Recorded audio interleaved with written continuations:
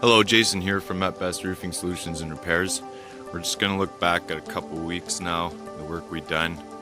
The reason it took so long, at first we did get shut down by the city. They wanted us to fix our scaffolding. We did.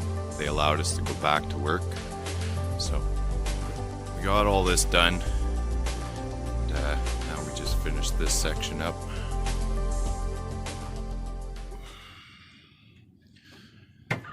So what happened here is, I guess whoever was living in the apartment had left a candle burning and set the place on fire.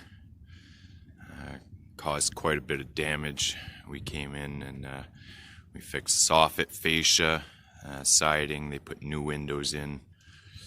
So that's just looking back at the last couple weeks of the work we have been doing. It is winter here in Sudbury, Ontario.